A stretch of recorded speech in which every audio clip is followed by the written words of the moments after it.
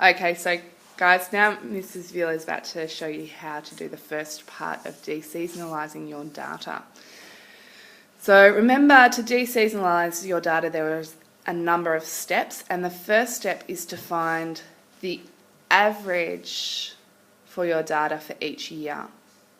So you can actually, rather than having to put in all your 72 data points, you can get your data and statistics to do it for you.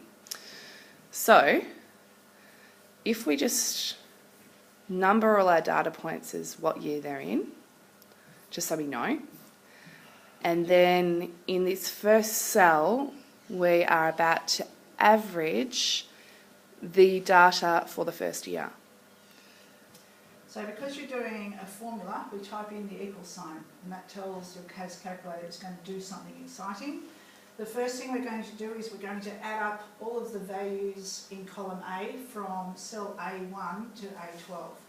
Now, on your calculator, you can just type in A1, and to tell your calculator that you want to go from A1 all the way to A12, if you find your control button, and next to the number 9, there's basically it's a matrices button. When you click on that, you'll see it comes up with a colon and an equal sign. Now we don't want the equal sign, so I'm just going to backspace to get rid of the equal sign. And after that, I'm going to type in the number A12, go outside of my brackets and divide by 12. Just a little hint here, if I left it like that, it will come up in exact form. If I put a decimal point after the 12, it's going to give me something a little bit nicer for you that you could put into your, so this is the final column in your first table that you've got.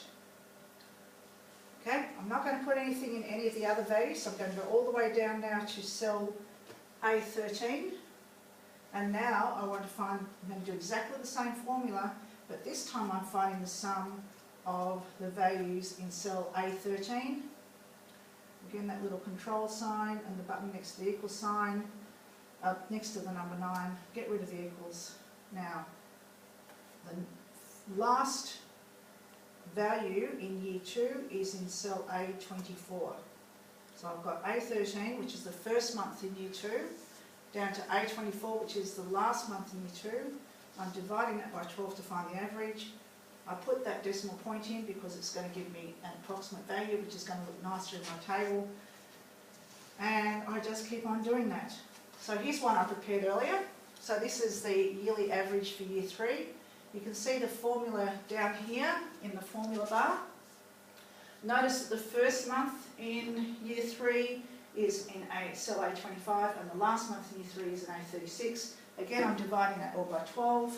And I've put that decimal point in there to give us an approximate value. And you can see, whoops, if I just keep on scrolling down, I've prepared a few more for you earlier. Of course, this is based on our random sample of data, and this is not necessarily, just to let you know, this is not necessarily data that you might see any time in the near future. It may be stuff that we made up. But that is how you can find your yearly average, which, as I said, is the numbers which go in the last column of that first table when you're deseasonalising your data.